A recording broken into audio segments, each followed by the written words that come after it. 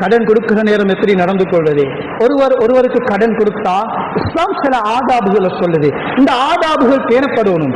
ஆதாபுகள் பேணப்பட இல்லைண்டா நம்பிக்கை இல்லாமல் போயிடும், நம்பிக்கைகள் உடைக்கப்படும், நட்புகள் இல்லாமல் போகும். எவ்வளவு நெருங்கிய நண்பனாக இருந்தாலும் கொடுக்கிற கடன் அது ஒரு கடிதம் எழுதப்பட்டு 2 சாட்சி வைக்கப்படும். இது குர்ஆன் சொல்லுது. இதா ததாயன்தும் பிதைன் இலா அஜலின் முஸம்மன் ஃபக்துபு வஸ்தஷீது ஷஹீதைன் மின் ரிஜாலிக்கும். குர்ஆன் பேசுது, 2 சாட்சியாளர் வைங்க, கடிதம் எழுதுங்க. கடன் கொடுத்ததற்கு ஆதாரம் இருக்கணும்.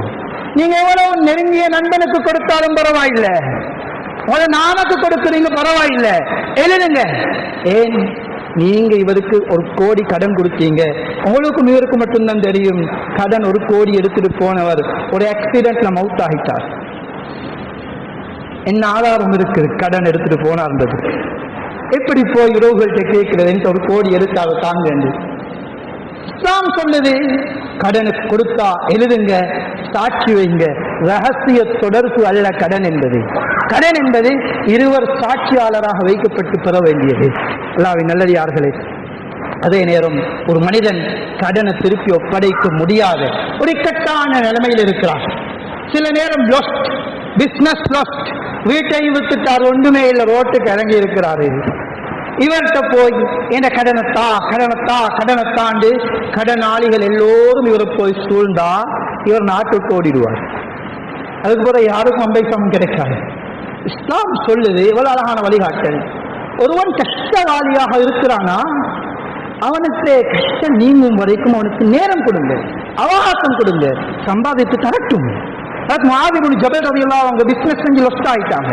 ஹஜ்ரத் ஸல்லல்லாஹு அலைஹி வஸல்லம் அவங்களோட சொத்துக்கள் எல்லாத்தையும் வித்தாங்க. வித்து கடனாளிகளுக்கு கொடுத்தும் கடன் அடைக்க முடியல. கூப்பிட்டு சொன்னாங்க, இவ்வளவுதான் நீக்குது, எடுத்துட்டு போங்க, மீதமானது செய்ய வழி இல்லைன்னா. அவ்வளவுதான் தாரத்துக்கு அவருக்கு இருக்குது. ஒருவர் வஸ்தாய் ரோட்டுக்கு இறங்கினா இவர் கடனை கொடுக்க தேவையில்லைன்றதல்ல, மௌத்துக்கு முன்னால கொடுக்கணும். ஆனா இவருக்கு கடனாளிகள் அவகாசம் கொடுக்கணும். இவர் சம்பாதிக்க அவகாசம் கொடுத்தா சம்பாதிச்சு கடனை மொல்ல தருவாரு.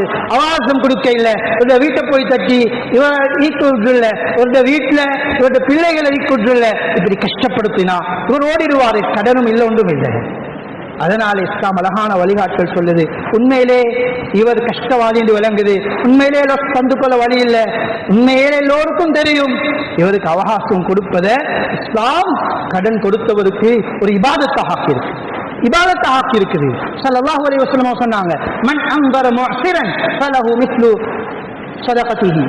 யார் ஒரு கஷ்டவாளிக்கு அவகாசம் கொடுப்பாரோ, கடனை தந்து கொள்ள ஏலாமிக்கிறாரு, அவகாசம் கொடுத்தா, ஒரு நாள் அவகாசம் கொடுத்தா அந்த பணத்தை முழுமையாக சதகா செஞ்ச நன்மை கிடைக்கும்.